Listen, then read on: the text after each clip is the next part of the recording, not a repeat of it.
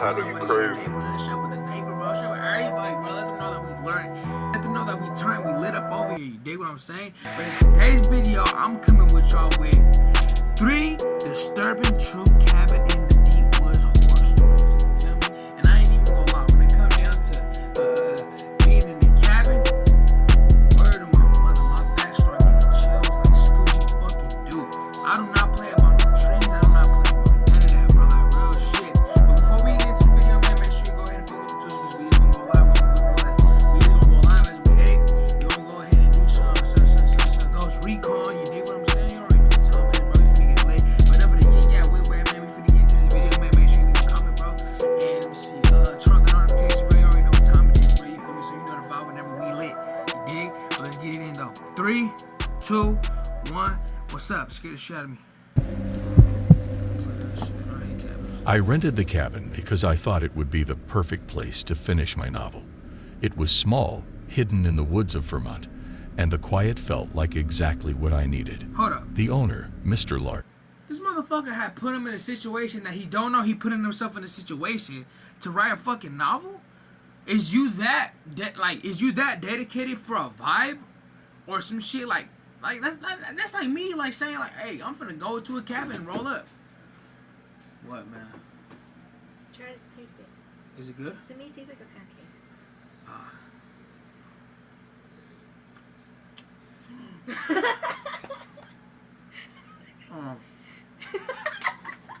Fuck out of here. My bad, y'all. Anyways, like I was saying, bruh. Hold on. I was some good. Hey, I ain't gonna lie. Recommendation. Have you ever put butter on a Pop-Tart? It's so freaking good. Dead ass, bro. Hey, go ahead and get you a snack right now, and I guarantee you get you a Pop-Tart with some butter on it, bro. Oh my lord, bro. You feel me? But anyway, bro, that's like me going into the woods and deciding to go smoke in the woods. Like, no, that's like me deciding to go ahead and roll up, but not at home and go to a cabin. You dig what I'm saying? Like, that shit retarded as fuck. Like, I don't get it. You feel me? But let's get it in though. Hold up. Large was an older man with a nervous energy. He handed me the keys and said, "You'll have all the privacy you need out here." Something about his smile made me uneasy. I told myself it was just my overactive imagination. The first night was uneventful. I unpacked, cooked a simple dinner, and spent a few hours outlining my chapters. The silence was eerie, but not unwelcome. It wasn't until the second night that things started to feel off. I was lying in bed when I heard it, a faint scraping sound above me. At first, I thought it might be a raccoon or some other animal in the attic. I ignored it and tried to fall asleep, but the sound grew louder, more deliberate. It wasn't just random scratching. It was like something was being dragged across the floor up there. I couldn't ignore it anymore. I grabbed my phone for a flashlight and climbed the narrow staircase to the attic. The door creaked open, revealing a space filled with dust and cobwebs. At first, I didn't see anything unusual, but then my light landed on an old trunk shoved into the corner. It was covered in a thick layer of grime. The metal hinges rusted with Motherfucker, you done age. caught a body. You found a body, you caught a body. You feel me? And I ain't gonna lie. Mind your fucking business. Mind your business. Don't, hey, you hear some shit outside, let that shit be outside. As long as you inside, you inside. If something's outside, let that shit be outside.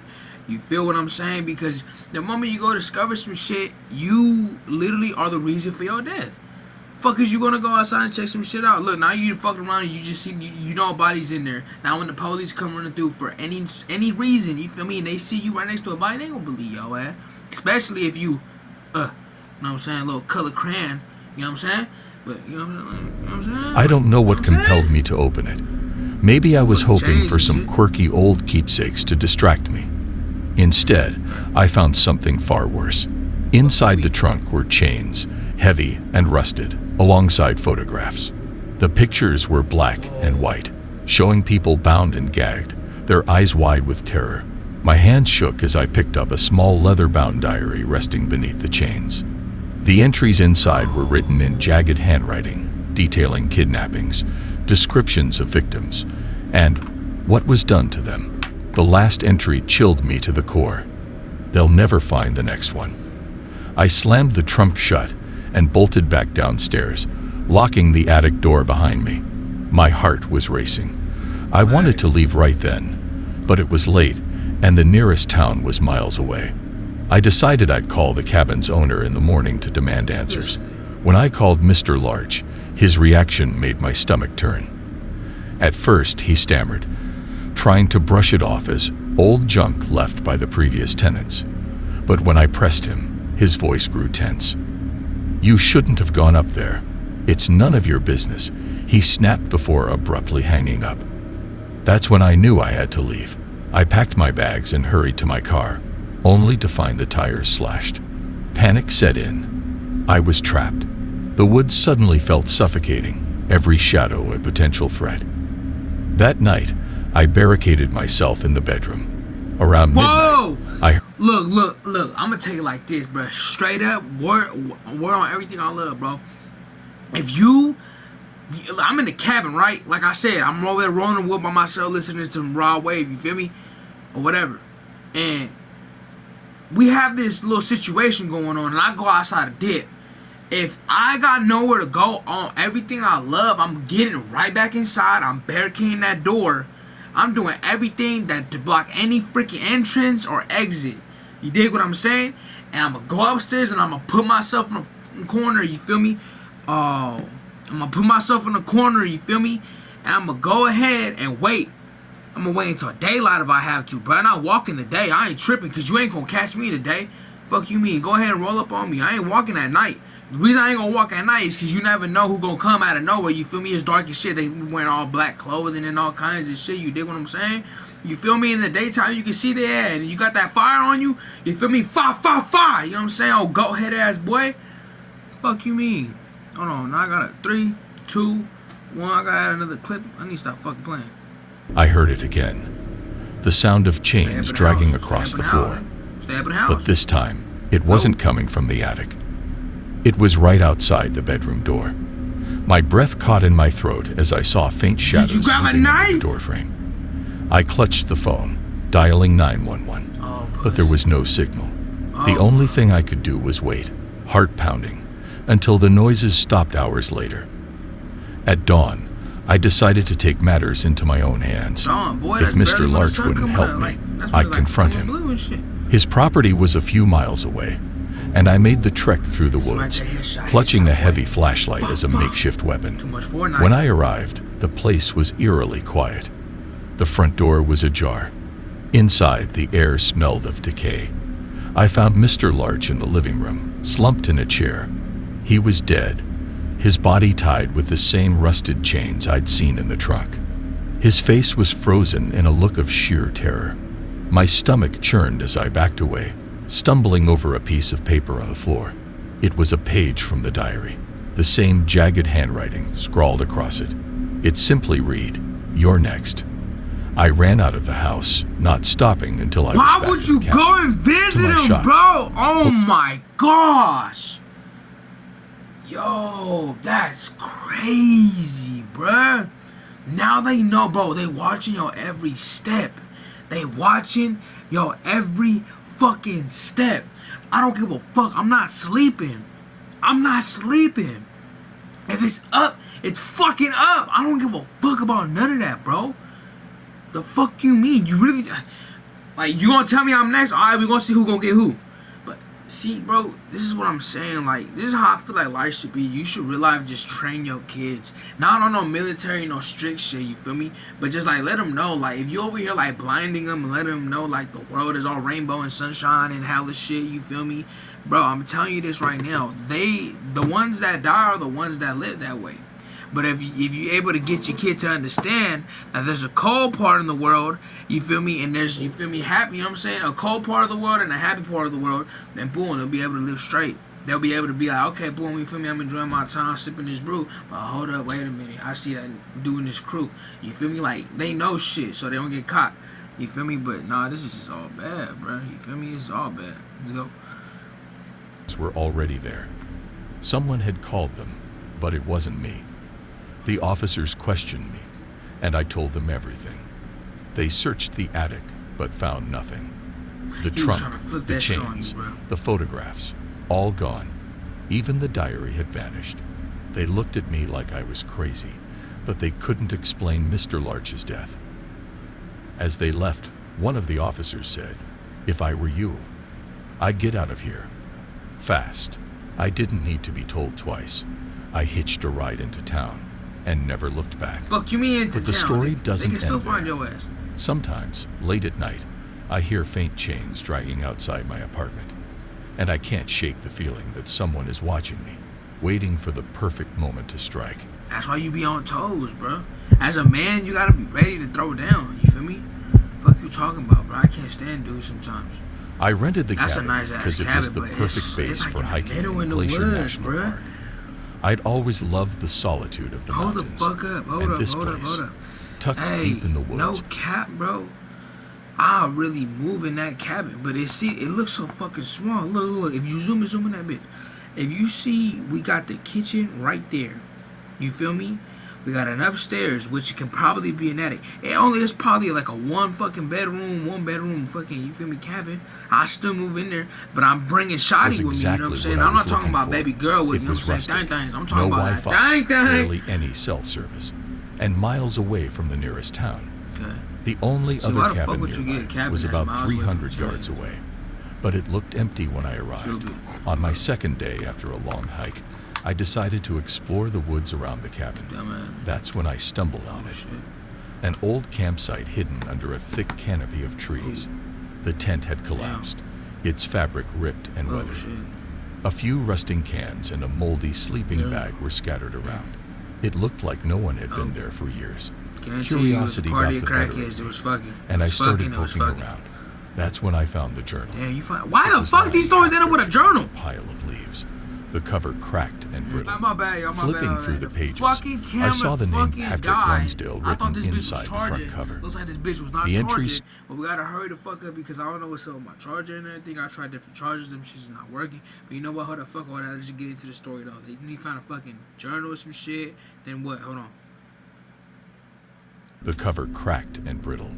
Flipping through the pages, I saw the name Patrick Lonsdale written inside the front cover. Saying The Patrick Star? entries started normal enough. Patrick describing his hikes, the beauty of the mountains, and how much he loved the quiet. But as I read further, the tone changed. I saw him again today. One entry read, "He's always just out of sight, watching me." Another said, "I hear footsteps at night. I thought it was an animal, but now I'm not so sure." The last entry sent a chill down my spine. It was unfinished, trailing off mid-sentence. "He's right, Bae." I stuffed the journal into my backpack and hurried back to the cabin. The sun was setting, and the shadows in the woods seemed to stretch longer than they should. By the time I got back, it was dark, and an uneasy feeling had settled in my chest. That night, I couldn't sleep. Every creak of the cabin made me jump, and I kept thinking about Patrick's journal.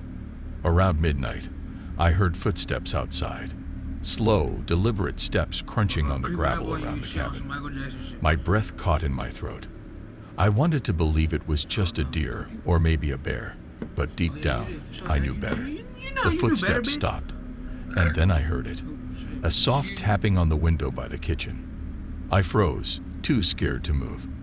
The tapping stopped after a few seconds, but then it came again, this time from the living room window. Someone or something was moving around the cabin, testing each window. I grabbed a knife from the kitchen and sat in the corner of the bedroom, heart pounding. The tapping stopped after what felt like an eternity, and the rest of the night was silent. When dawn finally came, I went outside to investigate. That's when I saw the claw marks on the front door. Deep, jagged scratches that hadn't been there the night before. I spent most of the day reading more of Patrick's journal, trying to make sense of what was happening. One entry stood out. "It's not just It's a paranoia. fucking ghost. He's real. I saw him up close today. He pretended to be another hiker, but I know the truth. He's a killer." Tucked between two pages was a photograph. It was blurry, but I could make out the image of a man with a thick beard standing among the trees. My stomach dropped. The man looked exactly like the guy staying in the cabin next to mine. I hadn't seen him before, But as I walked past his cabin later that afternoon, I noticed movement inside. I knocked on the door, trying to act casual, but when he opened it, his expression was anything but friendly. He was tall, with sharp eyes that seemed to size me up in an instant. "Can I help you?" he asked, his voice gruff. "Oh yeah, sorry to bother you. Just wanted to say hi. I'm Ben. I'm staying in the cabin over there." I gestured vaguely, feeling more and more uneasy. He didn't reply. He just stared at me, then shut the door without another word. That night, the footsteps came again. This time, What they the fuck didn't is this stop dude at standing the in the corner of windows. the door?